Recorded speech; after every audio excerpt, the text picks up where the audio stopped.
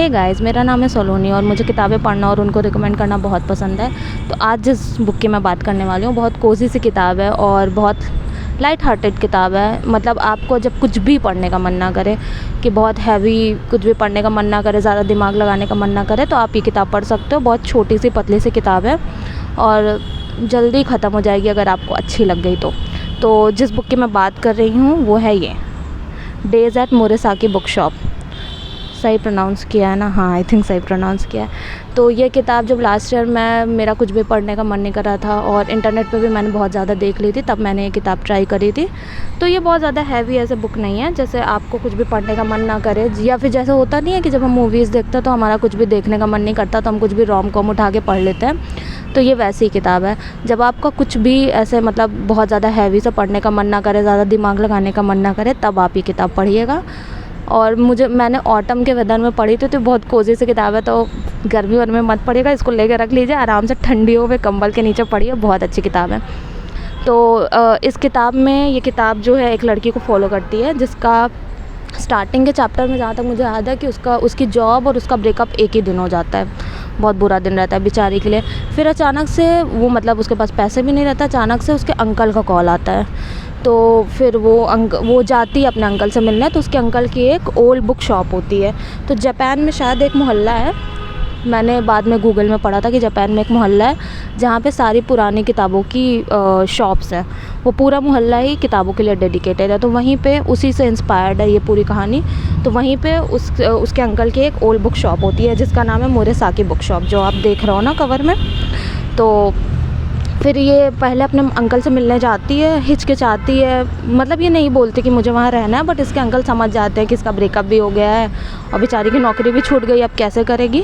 तो वो दोबारा फ़ोन करते हैं और बोलते हैं कि मेरे मतलब नीचे दुकान है और ऊपर एटिक है, तो वो खाली है, तुम आ करके वहाँ पे शिफ्ट हो जाओ और मेरे मतलब मैं बूढ़ा हो गया हूँ तो मेरी दुकान की देख रेख भी कर लेना, मेरी हेल्प भी हो जाएगी और तुम भी रह लेना। मतलब वो ऐसे नहीं बताते कि मैं तुमको जॉब वॉब दे रहा हूँ, वो बस बोलते कि मुझे हेल्प की ज़रूरत है किसी की, तो तुम अगर आ जाओगी तो ज़्यादा अच्छा रहेगा।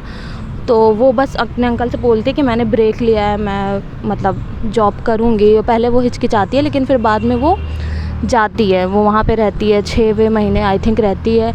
फिर वहाँ पे उसको काफ़ी अच्छे अच्छे लोग भी मिलते हैं, एक लड़का भी मिलता है जिसको वो स्टॉक करने लगती है। सामने रेस्टोरेंट रहता है, वहाँ पे रोज़ जाती है, वहाँ पे वो लड़का भी आता रहता है, बट उसको पता नहीं। बाद मतलब वो स्टोरी तो आप पढ़ेंगे तो समझ में आएगा, इतना नहीं बताऊँगी मैं। उसके बाद वो 6 महीने वहाँ रहती है। तो अंकल की जिनसे शादी होती है, जो उसकी आंटी होती है, वो बहुत साल पहले अचानक से उनको छोड़ के चली जाती हैं और वो ये बोल के मतलब वो एक लेटर छोड़ के चली जाती रहती हैं कि मैं जा रही हूँ और मुझे ढूंढना मत दोबारा।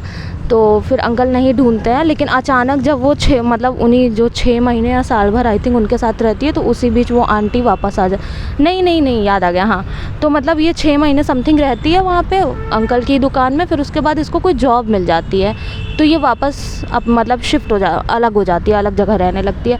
उसके बाद ये अंकल से मिलने आती रहती है। तो अंकल से एक दिन मिलने आती है तो देखती है कि आंटी भी आए वहाँ पे।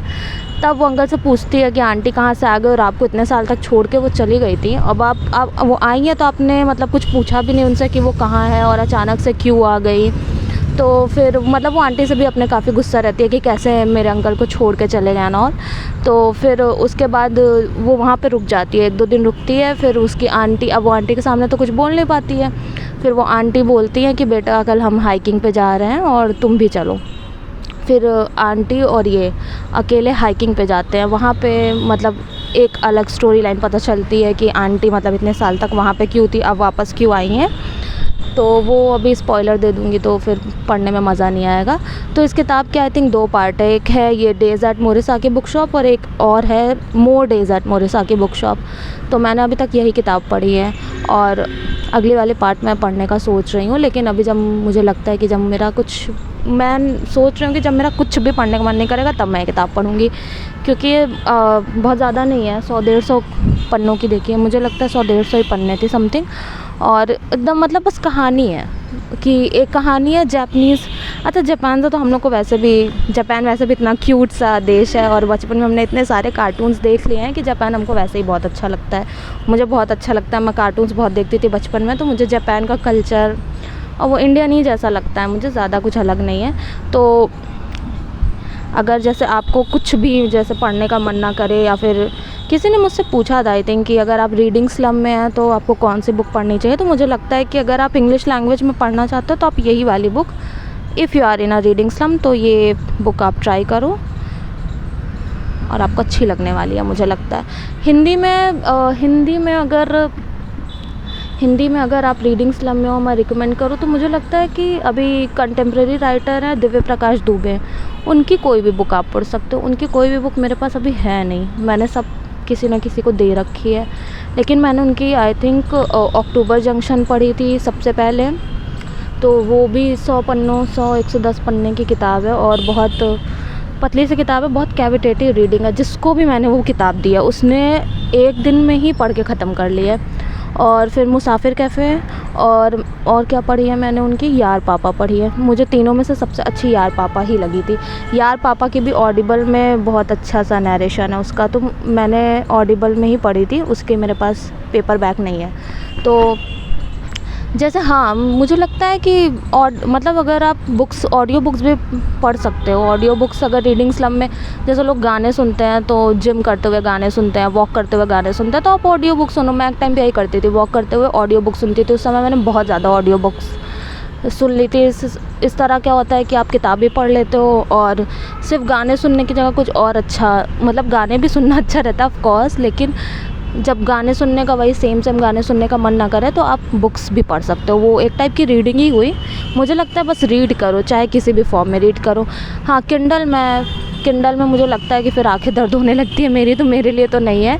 मुझे लगता है पेपर बैग्स ज़्यादा बेटर होती हैं, और अगर आप पेपर बैग्स लेके कैरी नहीं करना चाहते तो आप ऑडियो बुक सुन सकते हो, वो ज़्यादा कन्वीनियंट होता है। तो अगर आप रीडिंग स्लम में हो तो आप ये वाली बुक पढ़ सकते हो, इसकी सेकंड पार्ट भी पढ़ सकते हो। अब मैंने तो नहीं पढ़ी तो मुझे नहीं पता वो कैसी है। और जापानीज़ लिटरेचर में और भी बुक्स होंगी, अभी मैंने ज़्यादा जापानीज़ लिटरेचर नहीं पढ़ा है, सिर्फ मुराकामी पढ़ा है और एक शायद यही वाली बुक पढ़ी है। और आप हिंदी में पढ़ना है तो हिंदी में दिव्य प्रकाश दुबे जी की कोई भी किताब पढ़ लीजिए। मैंने 3 ही पढ़ी है, अभी उनके शायद कोई और एक बुक आई है, अभी मैंने वो पढ़ी नहीं है। लेकिन अक्टूबर जंक्शन आप पढ़िए, अक्टूबर जंक्शन और यार पापा बहुत अच्छी है। मुझे लगता है यार पापा सबको पढ़नी चाहिए, वो मुझे ज़्यादा अच्छी लगी थी दोनों बुक से। तो आप वो दोनों किताब भी पढ़ सकते हैं। बाकी चलो मिलता है नेक्स्ट वीडियो में कुछ लेकर के तो आऊँगी ही मैं।